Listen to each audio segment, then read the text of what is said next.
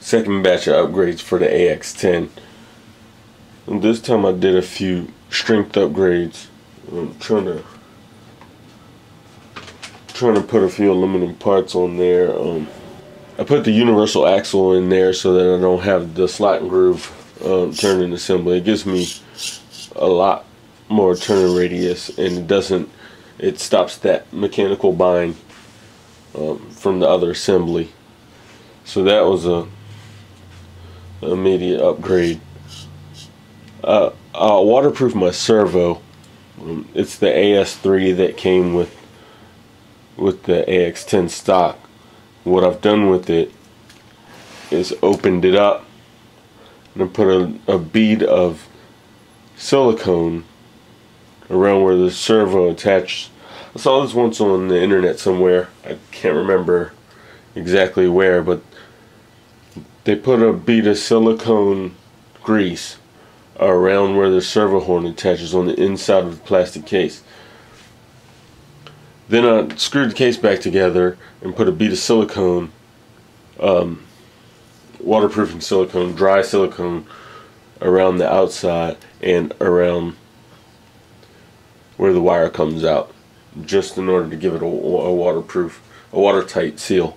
Also, there's a little bit of silicone right where the screws attach. This is bath and tub silicone, the kind you would get at a hardware store.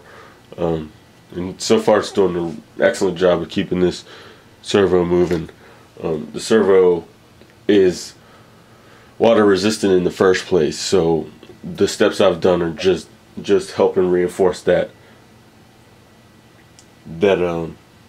water resistance. I put metal C-hubs on, aluminum C-hubs on, aluminum knuckles. I got both of these from STRC.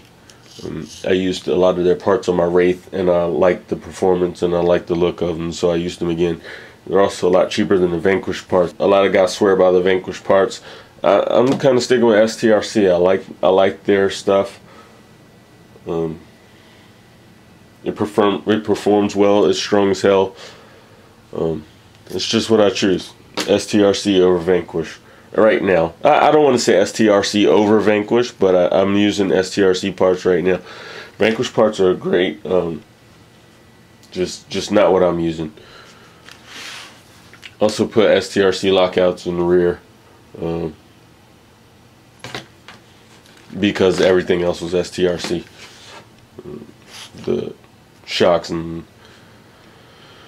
everything that I ordered is STRC, and most of the things I will continue to order will be STRC, just for consistency in the kit. Maybe I'll build a Vanquish kit later on, but as of right now, this is what I'm going with. I used red and tacky #2 on all the gears. I've read that this performs exceptionally well. This is heavy duty grease. I'm not sure how it's gonna perform on the plastic, but I'm willing to take that risk. I've read plenty good about using it on RC, so I'm giving it a try. I took my transmission apart, put red and tacky all in there. Also red and tacky the diffs. While I was inside the diffs, I red and tacky the front, and while I was in the rear diff, I opened it up and installed a lower gear. I put an underdrive on it. I think the gear was 4313, the Axial heavy duty Bevel gear set. I actually have the packaging right here. So we're looking at Axial's heavy duty Bevel gear set. It was rated as a 4313. It slows down the rear wheels and gives the front actually have more spin. It's the same spin as before, but it helps pull over. From what I understand, it helps pull over obstacles and helps with tight turns. So I'll put that in there. I changed a lot of the self-tapping screws to M3 screws. when I got this kit, a lot of the parts were stripped out from the factory, over tightening the screws, so the M3 seem to be holding up a little bit better. They're actually giving a stop when you're turning the driver, so that helps out a lot. And that's about it for this round of upgrades. Next I'm looking into changing the drive shaft. I might put a metal gear transmission in there. We're going to change the servo mounts out.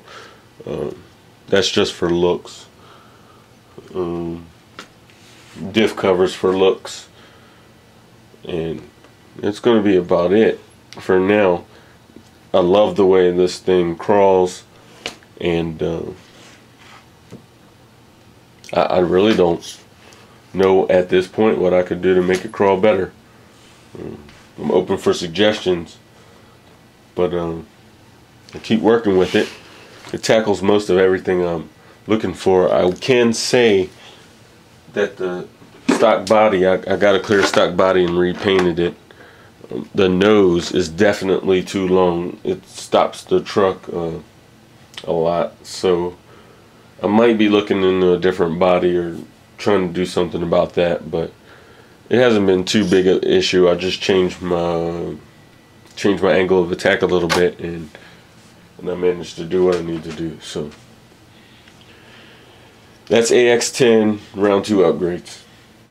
So I also ordered diff covers for my AX10, but they came in the wrong color. They came in green. I had this Wraith and they matched the current aluminum on my Wraith, so I just put them on the Wraith. I'm actually glad they didn't work out for the AX10 because they look a lot better on my Wraith, and I'll be finding something different to put on the AX10.